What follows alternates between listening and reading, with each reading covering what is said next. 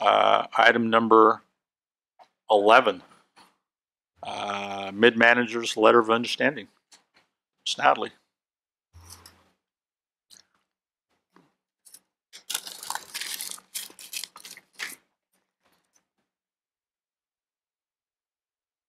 All right, good evening, Mayor and Council members. Good to see you again.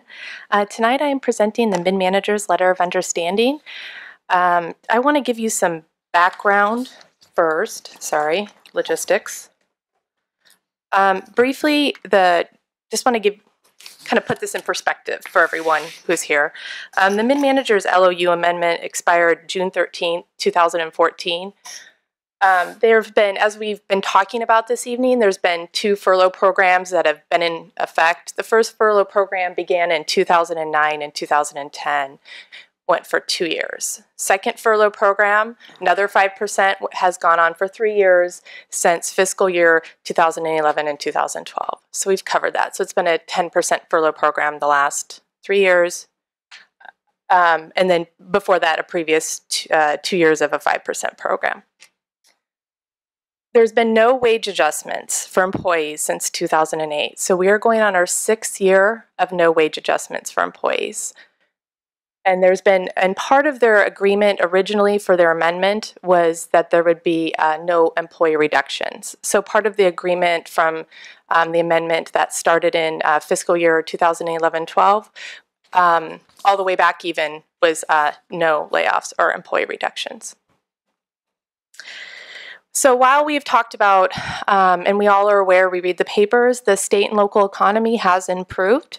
We can honor that. However, the city costs have continued to grow, which we've also talked about tonight. We have increased costs in workers' comp, healthcare, and also additional pension obligations. So that has really strapped the hands of the city, and these multiple financial hits have continued to put strain on the city. So that's what we're facing today. The mid-managers are the first bargaining unit that have come to agreement with the city. Their terms are a 2-year agreement that expires June 30th, 2016.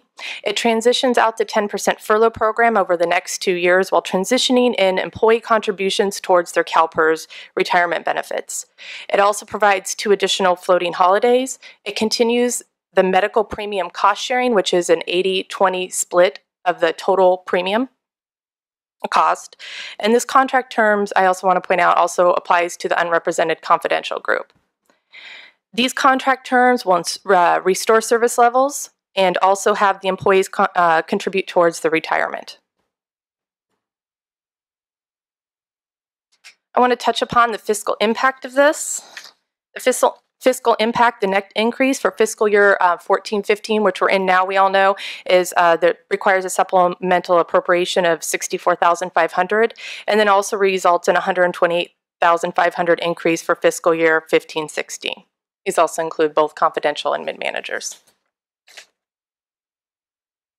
The recommendation at this point is to adopt a resolution approving a 2-year letter of understanding with the mid-manager group, approve a supplemental appropriation of $64,500 to the fiscal year 2014-15 adopted budget, and adopt a resolution approving the confidential group contribution towards retirement benefits. I think I got that right.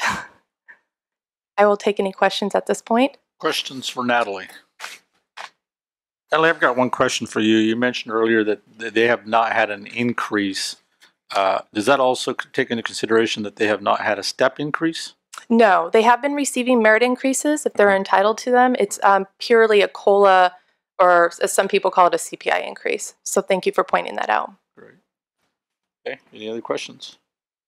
Not, can I get a motion? I'd move the recommendation. Okay, I've got a motion. Second that.